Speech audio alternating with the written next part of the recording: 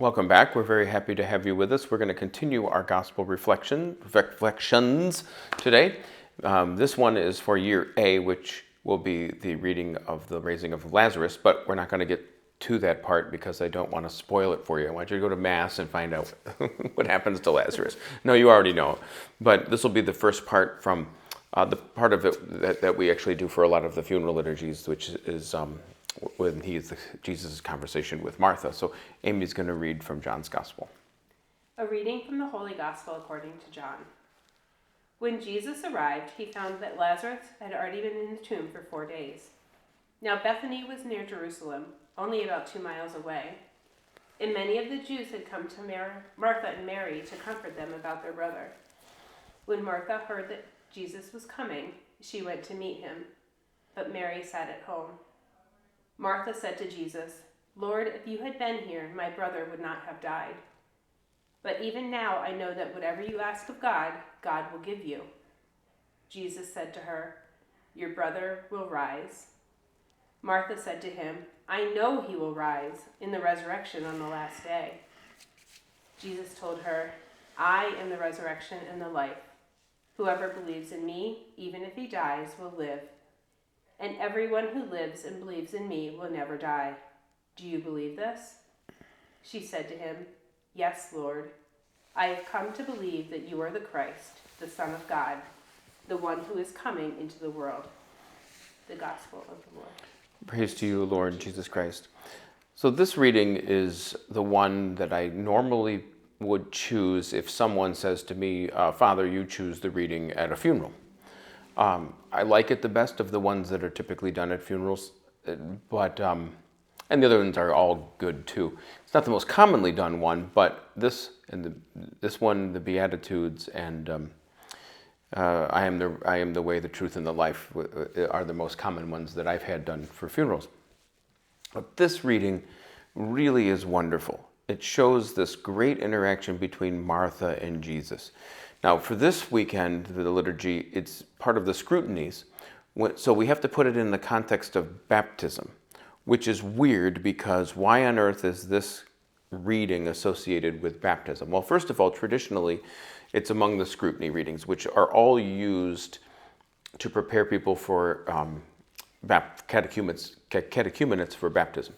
So as people are preparing, we do the readings, and they're not optional when you have catechumens.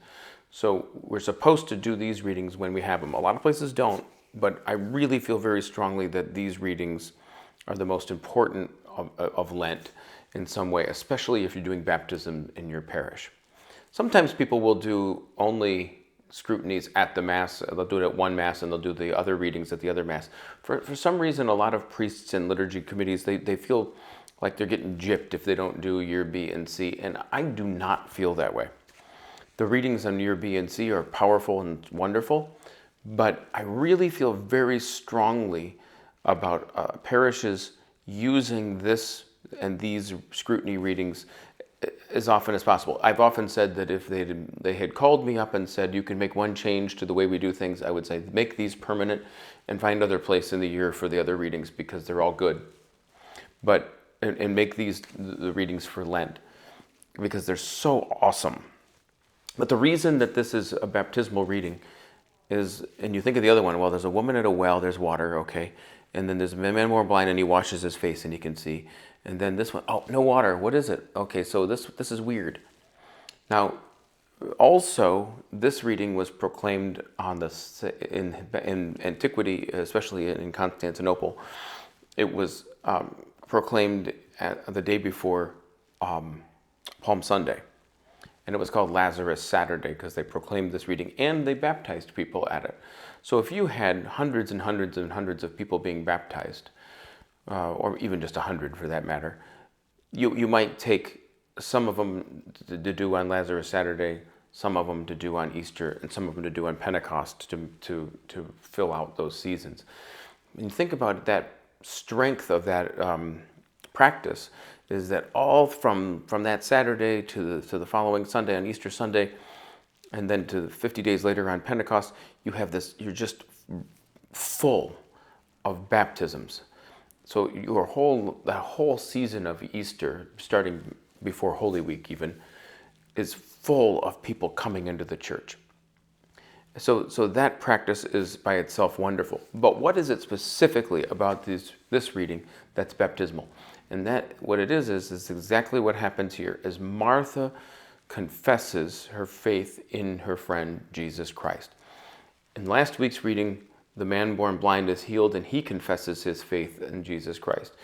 And in the first one, the interaction, it's not explicitly said, but they have a conversation. He goes, I know that Christ is coming. And Jesus says, I am he. And then she leaves to send to take that news. So she ends up, through this confession and this conversation with Jesus, becoming powerful. But what happens in each of these readings is something impossible becomes possible because of that confession. And Martha makes it possible for Jesus to bring back her brother. When we are baptized, an impossible thing happens. We who are human become members of a divine life. We have the potentiality to become divine, but it's quickened by our baptism. It's quickened by faith, by what exactly happens in each of those three moments. That's why these readings are so special, and that's why I have to push back a little bit when you encounter priests who say, the other readings are good too, we should use those too. No, they're not historical and foundationally rooted in the preparation for people for baptism.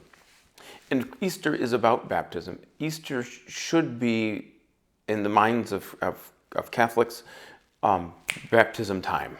Now, we often celebrate First Communions and baptism, and we spread those out in our parish too, for the most part. And we also, we continually celebrate baptism here because we have so many babies. So it's a very big part of the life of this very active and wonderful parish. But when we think of Easter, it should go along with baptism. It should go along with the sacraments of initiation and as a whole. And in the ancient church also you had this idea too that penitence, we didn't have the sacrament of confession in the way we do now. We didn't have penance in the way we do now with confession. It was kind of a one-time deal where you were baptized and you left and you came back and they allowed you to come into it without getting to the whole history of it. But and those people were readmitted on Holy Thursday. So you had this wonderful idea of on Holy Saturday at the Vigil, people were back on Thursday, and then the new people came in on Saturday, even late or Sunday early, and the church was its fullest and biggest at that moment. So you have this idea of Easter and baptism intimately just interwoven with one another, and you cannot separate that. That's why Lent, you have these practices of these scrutinies.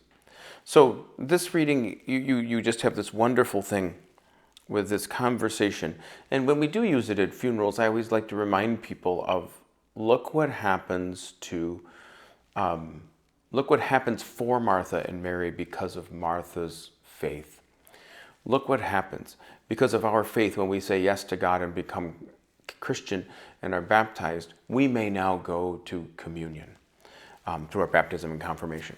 And that is really everything that there is for us, that we can be consistently nourished by the body of Christ and come together to celebrate the Mass where we receive Him in word and sacrament.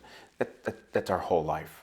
That's the height of our life, is that reality, that impossible thing that has become possible because of Jesus Christ and because we have faith in Him, we love Him, we confidence in Him in the same way that Martha does here. So a little bit trip down memory lane there around and just the way that the church has used these readings, and they're just a wonderful foundational part of our life. And just keep it in mind that these three readings are very important. They're special. So if you're in a parish that doesn't do them, maybe every year I like to take note if we don't do those readings that we know that they're there. The first Sunday of Lent and the second Sunday of Lent have the same readings, different versions of the same readings, at least every year. and then 3, 4, and 5 you have the normal cycle. But for me, I just cannot separate my thinking and my thoughts and my even my liturgical practice now from those 3 scrutiny readings because they're so important for us to baptize. So there you go. We're going to do the year C reading too. So if your parish is doing year C this year, you can have that. Next year we'll do double readings too, but so we can have year B. Maybe we can. Well, we'll probably keep doing that every year, but it's a good thing for us to do so that other people who maybe heard different readings aren't left out. We had the great gift this year that our Lent retreat was based on the year C readings in the Prodigal Son. And it was so familiar that it didn't matter whether we did them in the parish or not. But it's really important for us to also find a way to celebrate those readings too. So there you go. Okay, so thank you very much. Have a wonderful week. And I hope that as we really get close to Holy Week here, that your Lents are fruitful. Your Lent is fruitful for you. And we really look forward to seeing you next time for our next reflection.